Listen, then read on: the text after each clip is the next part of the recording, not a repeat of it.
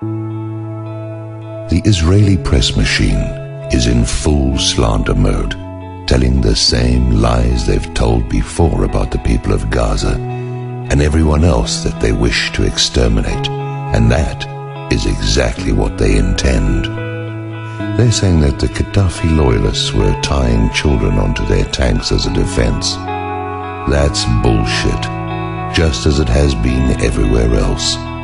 It is the Israelis who use others as shields because they have no conscience. Furthermore, Zato will bomb those tanks no matter who's strapped to them, including their own mothers. I've got a burning question. What is all this uproar about Zato turning the country of Libya over to Al-Qaeda? Have we forgotten that top-level CIA operatives have admitted that Al-Qaeda doesn't exist, except as a boogeyman to frighten those with the mind of a child? So where does this Al-Qaeda come from? Has Israel and the Crown Colonies suited up everyone that they could find in an Al-Qaeda costume, complete with an operation handbook, banners and flags? We be Al-Qaeda.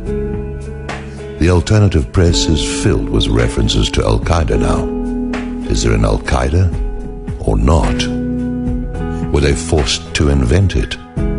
Can I see a picture of an Al-Qaeda fighter from the combat zone?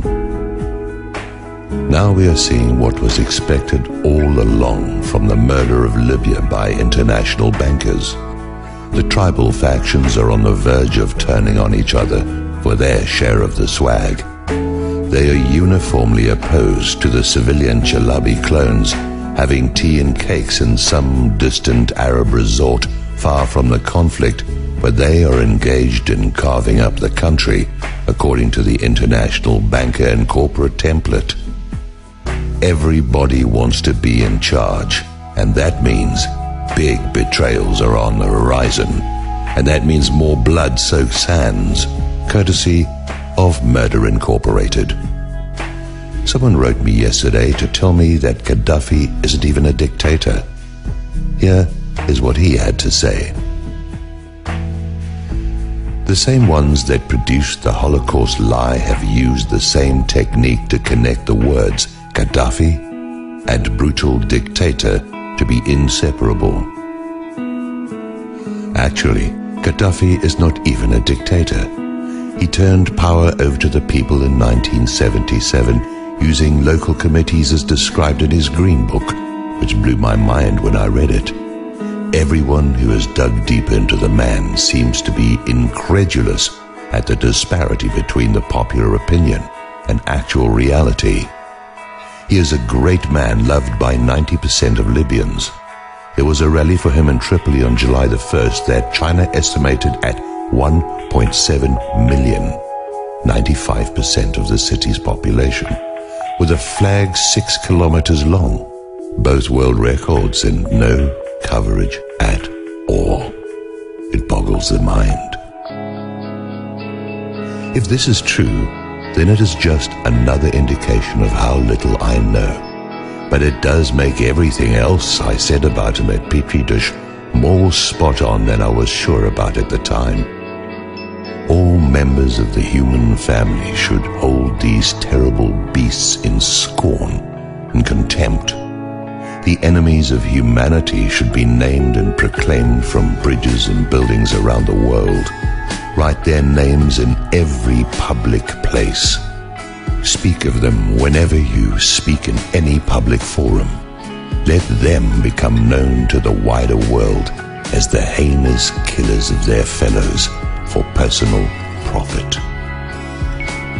I implore the cosmos to set them on fire in their shoes, a spontaneous combustion in celebration of the coming liberty of a new age, devoid of the soulless killer reptiles who now perform their cold-blooded psychopathy upon each and every one of us.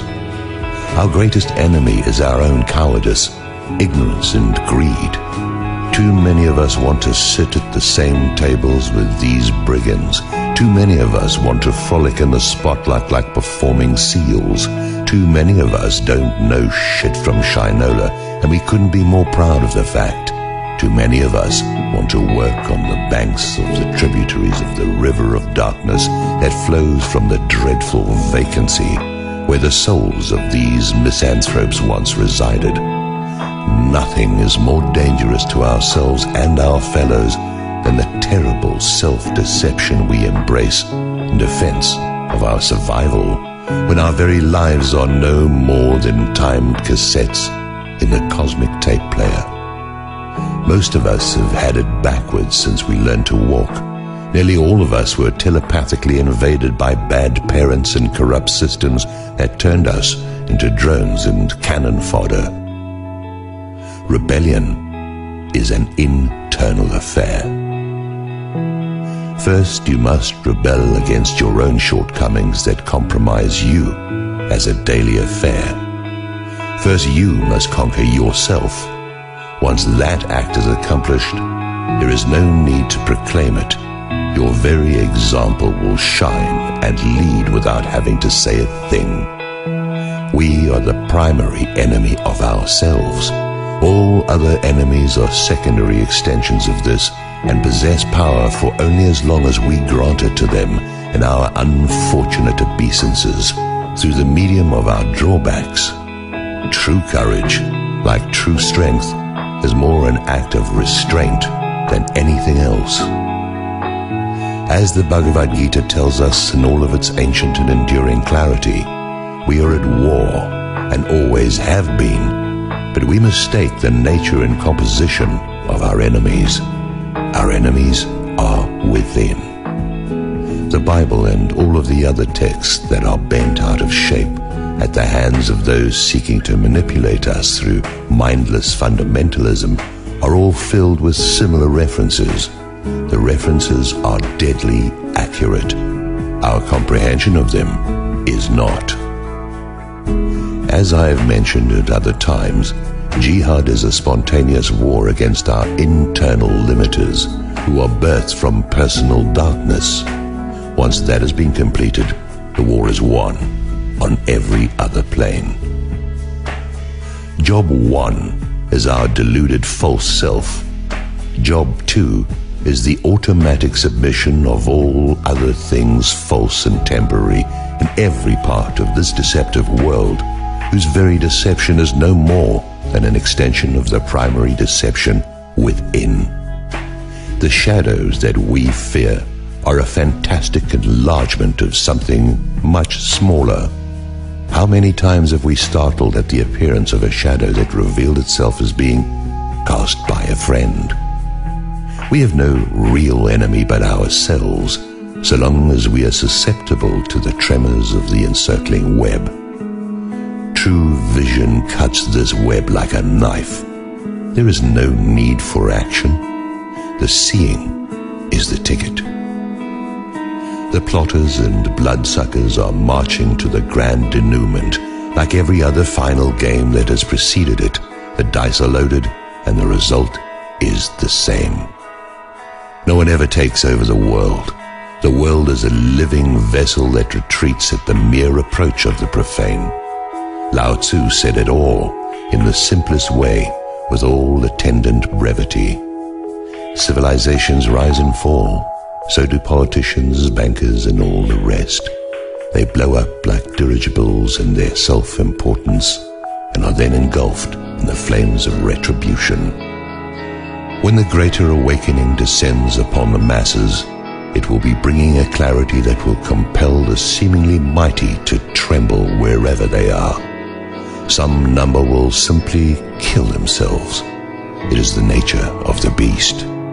We are going to witness and experience things that might seem fantastic at this juncture, and to each the level of awareness and return will be consonant with their efforts upon their own being, in tandem with whatever other efforts have been made in respect of them. I'm not telling you anything new. It's all happened before, and the record of these events expunged by those who profit from the absence of historical reference. The burning of the library at Alexandria was all about this. the falsification of history by those employed at it has all been about the control of the masses and the systems that oppress them. Since there has never been any time but now, now must be the time. Let's see what sort of effort we are capable of and how much fear and trembling we can take.